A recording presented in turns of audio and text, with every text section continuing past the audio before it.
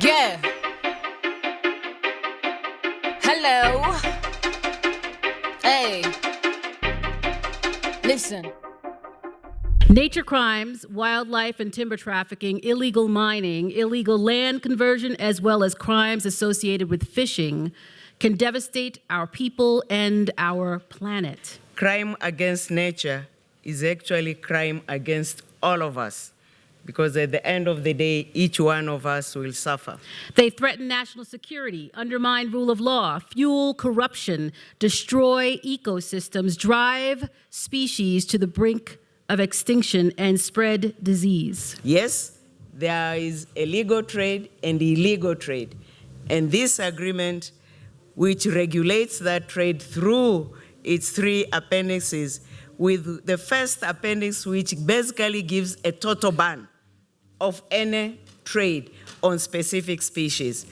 And where then it's not working clearly, then it means we open doors for illegal trade. When we talk about nature crime, we are dealing with people that have developed expertise in this crime.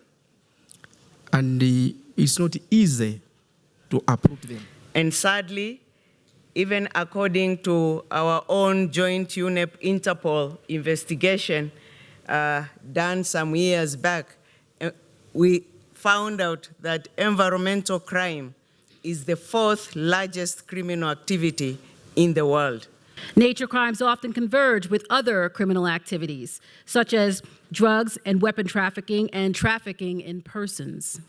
All the while, illicit proceeds from nature crimes line the pockets of transnational criminals and criminal syndicates that prey upon the world's most vulnerable. A key issue is the interlinkage between nature crime and other forms of crime.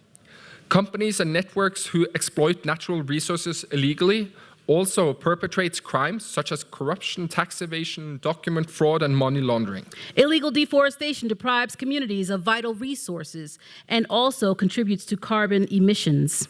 Illegal logging accounts for about 30% of the global timber trade, contributing to carbon dioxide emissions as well as biodiversity loss.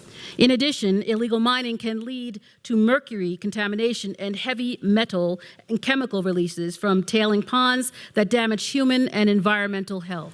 The Minister Norway had mentioned the magnitude of illegal fishing, which takes over $36 billion worth of stock from the oceans annually.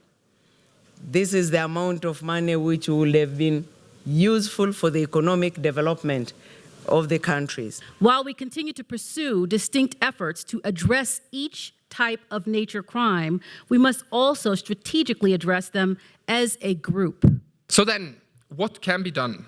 Well, we need a stronger criminal justice response, clearer political visibility, cross-border collaboration to investigate, disrupt, and prosecute criminal networks.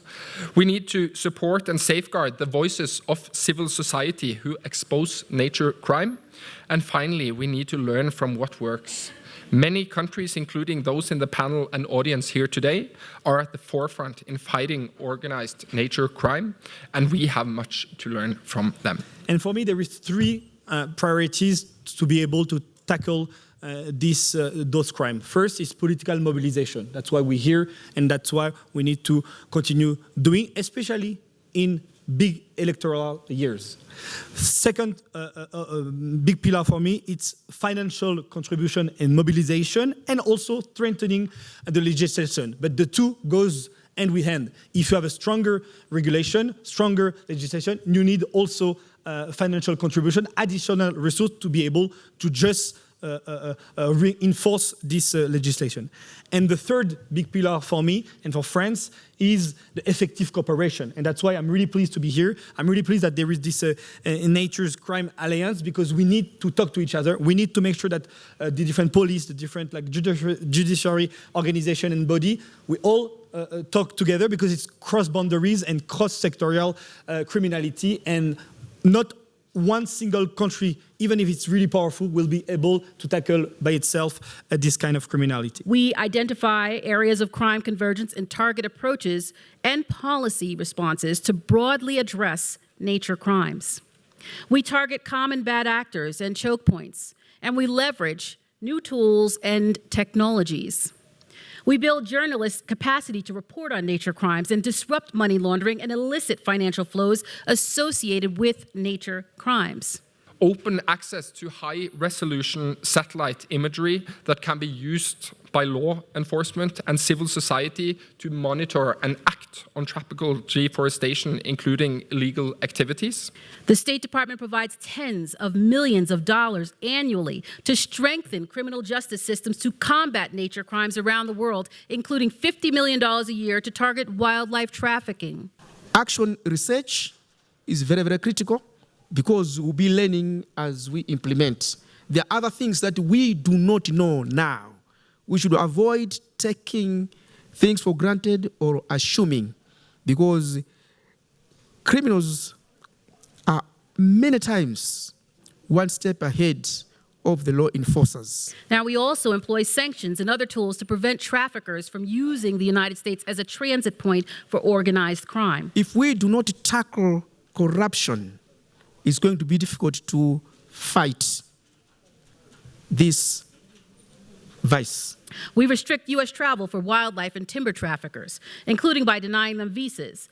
And we encourage our other countries to take similar steps to deny market access to these criminals and to impose real penalties for their actions. And finally, I want to emphasize the importance of multi-sector networks like the Nature Crime Alliance that aims to increase the political will and strengthen the operational capacity to fight nature crime. So for UNEP, we are delighted to join the Nature Crime Alliance because, as had been indicated, without working together, no single country can deal with such a crime of such magnitude. So this is the time for us to act. Now is the time to scale up our collective efforts to break down silos to fight nature crimes globally. We can really strike a powerful blow in the name of justice, people, and planet.